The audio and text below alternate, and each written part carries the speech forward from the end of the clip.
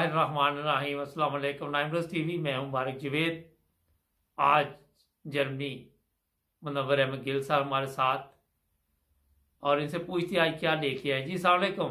وعلیکم السلام ورحمۃ اللہ وبرکاتہ۔ محترم بار صاحب، منور گل جرمنی سے بول رہا ہوں۔ آج میں آپ کے ساتھ ایک واقعہ شیئر کرنے لگا ہوں۔ محترم مومن صاحب جو آج کل ڈنمارک میں یہاں پہ ہوتے ہیں، اپنا اوسلو میں، جی یہ 1986 کا واقعہ ہے، شروع کا سال کا۔ جی اور جی ٹی ایس لاہور سے چلتی تھی روا کے لیے، سرگودا وایا، جو روا سے گزر کے سرگودا جاتی تھی۔ ہم لاہور سے بیٹھے جی اور ہم لوگ 14 احمدی تقریباً تھے۔ رائٹ سائڈ کی جو سیٹیں ہوتی اس پر مومن صاحب سب سے اگلی سیٹ پہ تھے۔ اچھا تو خاکسار تقریباً درمیان میں تھا۔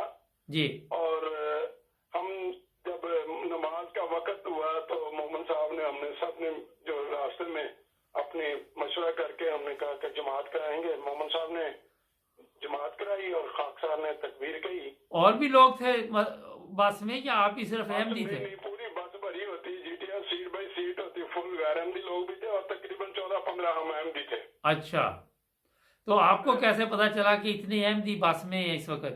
جی وہ کیونکہ ہم ایک دوسرے کو تقریباً بائی فیس، یہ روا کے جو مہمان کوئی آئے ہوتے ہیں روا سے لاہور شاپنگ کے لیے، یا جی لاہور والے روا جاتے ہیں، تو وہ ایک دوسرے کو تقریباً چہرے سے ہی احمدی تو پہچانا جاتا ہے۔ اور خدا تعالیٰ کے فضل سے جو ان کے جو برکت ہوتی، خدا تعالیٰ کی دی ہوئی جو عنایت ہوتی علمی لحاظ سے بھی، اور یہ جو مخلص اور اخلاص چہرے سے چھلکتا ہے انسان کے، جی تو پتہ چل جاتا ہے۔ ہم سب اکٹھے تقریباً جب یہ بات ہوئی کہ نماز کا ٹائم ہوا تو مغرب کا، تو محترم مومن صاحب نے جماعت کرائی اور میں نے جو تکبیر کہی، تو جب شیو پورا آ گیا اچھا تو شیو پورے سے یہ جو دروازہ نہیں کھولتا جو کنڈکٹر ہے، جی اس نے دیکھا کہ سیٹیں پہلے فل ہیں، کوئی نہیں، تو ایک جوان بہت کافی صحت مند مولانا نا، وہ چھلانگ مار کے ساتھ جو چمٹ جاتے ہیں نا، جو ہاتھ پکڑنے والا ہوتا ہے دروازے کے پاس ہینڈل، اس کو اس نے پکڑ لیا اور وہ لٹک گیا اور بس چل پڑی۔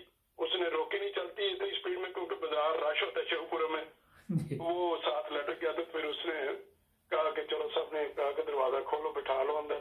وہ بیچارہ آ گیا، اندر آ گیا، اور وہ ہم دیکھے تو اس کی داڑھی کافی لمبی اور ڈبیوں والا رومال لیا ہوا، جیسے پاکستان کے مولانا کے جو ہوتا ہے جی میرا دیکھ کر جو ٹریڈ مارک۔ جو نا دیکھ رہے تھے، جی تو وہ بھی بیچارہ جو نا حیران ہو گیا، میں سب کو دیکھ رہا۔ تو اس نے جب جگہ کوئی نہیں، سیٹ خالی کوئی نہیں تھی، تو وہ بیچارہ کھڑا، تو مجھے ہمیں دیکھ کے تو اس نے پہچان لیا۔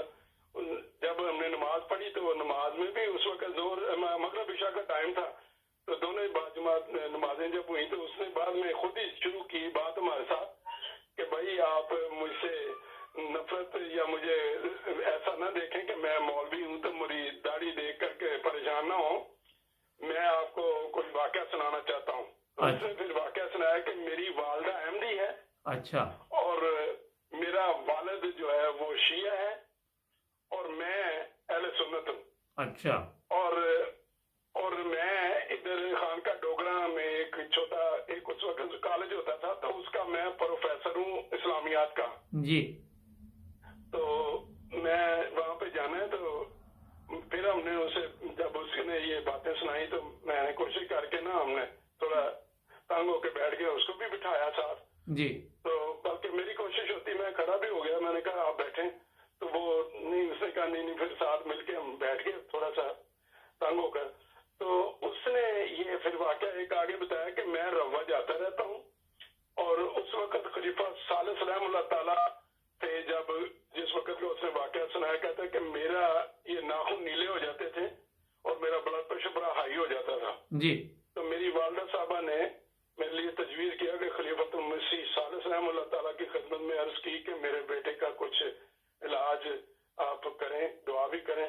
تو کہنے لگے کہ میں روا جاتا تھا، اور باقاعدہ میں جو لنگر خانہ ہے اس میں کمرہ مجھے دیا جاتا تھا، وہاں پہ مجھے کھانے کا میرا انتظام اور میری دوائی کا۔ خلیفہ ثالث کا نسخہ انہوں نے، اس مولانا صاحب نے بتایا جی کہ جو تھوم ہے اس کی ایک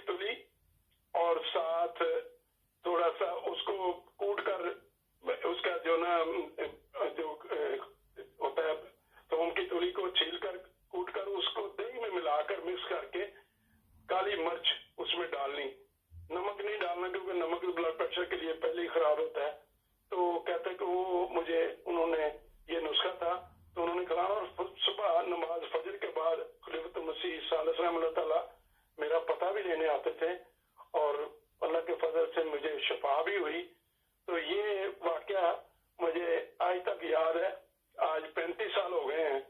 तो मोहम्मद साहब की, क्योंकि आपके टीवी के हवाला से आती रहती हैं, कई देखते हैं उनकी बनाई हुई जो माशाल्लाह भेजते चीजें, बहुत खुशी होती है। अल्लाह ताला तंदुरुस्ती सेहत दे उनको, आमीन। और तो ये मैं वाकया इसलिए शेयर किया है कि अल्लाह के फजल से हम लोग ऐसे जो अगर सफर भी करते हैं आंधी तो उसमें खुदा ताला का फजल शामिल हाल होता है, और बाजमा नमाज पढ़ने की भी तौफीक मिलती रही हमें पाकिस्तान के उस जमाना में।